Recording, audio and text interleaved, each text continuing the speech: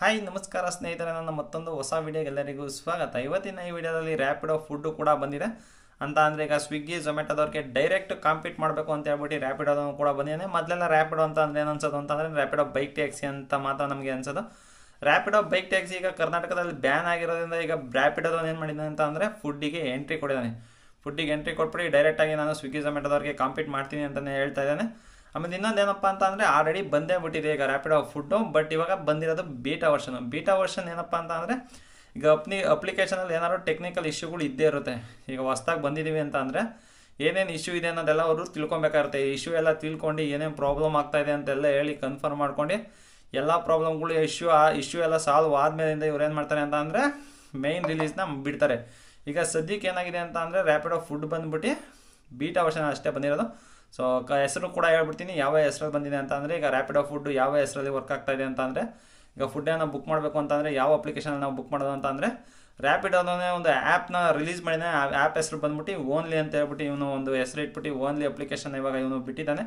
ಇನ್ನೊಂದು ಇವಾಗ ಹೇಳಬೇಕು ಅಂತ ಅಂದರೆ ಇವಾಗ ಬೀಟಾ ವರ್ಷನ್ ಎಲ್ಲೆಲ್ಲಪ್ಪ ರನ್ ಆಗ್ತಾ ಇದೆ ಅನ್ನೋದು ಕೂಡ ನಾನು ನಿಮಗೆ ಇವಾಗ ತೋರಿಸ್ತಾ ಹೋಗ್ತೀನಿ. ನೋಡಿ, ಮೊದಲನೇದಾಗಿ ಬೀಟಾ ವರ್ಷನ್ ಇವಾಗ ಸದ್ಯಕ್ಕೆ ನಮ್ಮ ಕರ್ನಾಟಕದಲ್ಲಿ ಇವನು ಎಕ್ಸಿಕ್ಯೂಟ್ ಮಾಡ್ತಾ ಇರೋದು. ಕರ್ನಾಟಕದಲ್ಲಿ ಯಾವ್ಯಾವ ಏರಿಯಾದಲ್ಲಿ ಇದೆ ಅಂತ ಅಂದರೆ Byrasandra, Tavarekere, Madiwala, BTM layout, Hosur, Sarjapur road, HSR layout, Koramangala, ಇಲ್ಲೆಲ್ಲ ಇವಾಗ ಇವನು ಆಲ್ರೆಡಿ ಇವಾಗ ಸರ್ವಿಸ್ನ ಸ್ಟಾರ್ಟ್ ಮಾಡಿದ್ದಾನೆ. ಈ ಏರಿಯಾದಲ್ಲಿ ಯಾರು ಇದ್ದರೆ ನೀವು ಕೂಡ ಅವ್ರನ್ನ ಬುಕ್ ಮಾಡಿಬಿಟ್ಟು ಸೊ ಕೇಳ್ಬೋದು ಯಾವ ಥರ ಬರ್ತಾಯಿದೆ ಅಂತ ಹೇಳಿ. ಎಕ್ಸ್ಪೀರಿಯನ್ಸ್ನ ನೀವು ಕೂಡ ಫೀಡ್ಬ್ಯಾಕ್ ಮುಖಾಂತರ ಅವ್ರು ತಿಳಿಸಿದ್ರೆ ಅಂದರೆ ಏನಾದ್ರು ಪ್ರಾಬ್ಲಮ್ ಇದೆ ತಿಳಿಸಿದ್ರೆ ಅವರು ಕೂಡ ಅದನ್ನು ಚೇಂಜಸ್ ಮಾಡ್ಕೊತಾರೆ.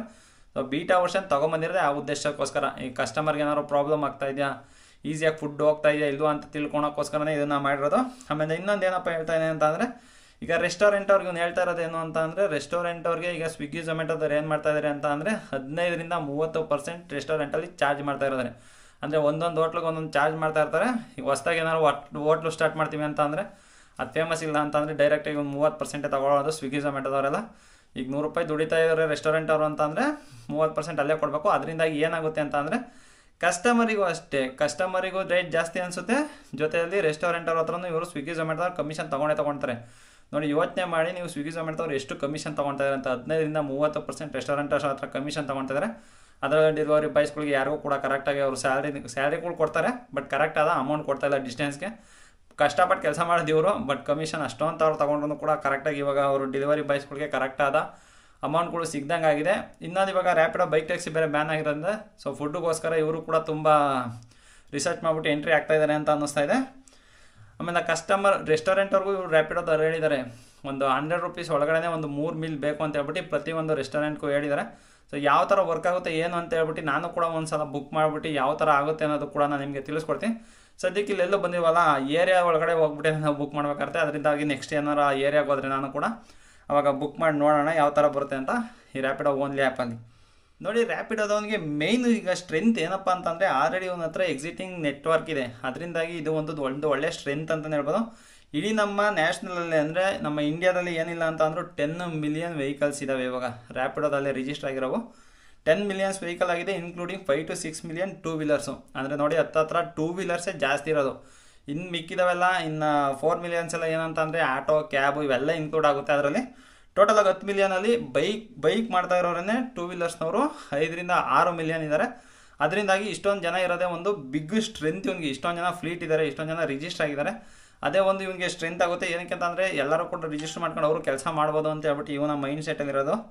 ಅದಾದಮೇಲೆ ಇನ್ನೊಂದು ಬಂದ್ಬಿಟ್ಟು ಇವನಿಗೆ ಐಡಿಯಾ ಇದೆ ಯಾವ ಥರ ಕೆಲಸ ಮಾಡಬೇಕು ಅನ್ನೋದು ಕೂಡ ಒಂದು ಐಡಿಯಾ ಇದೆ.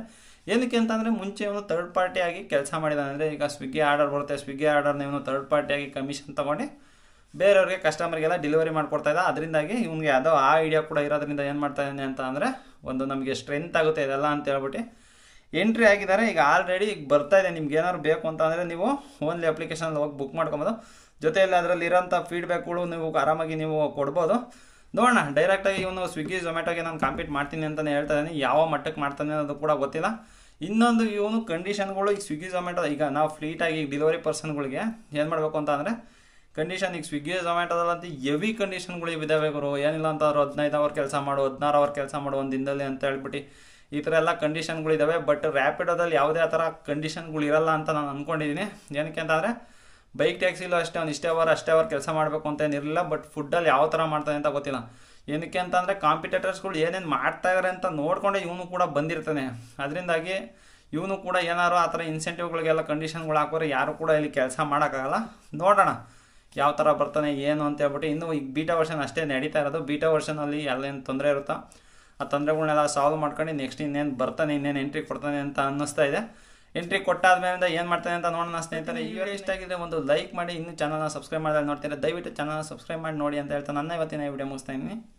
Bye guys.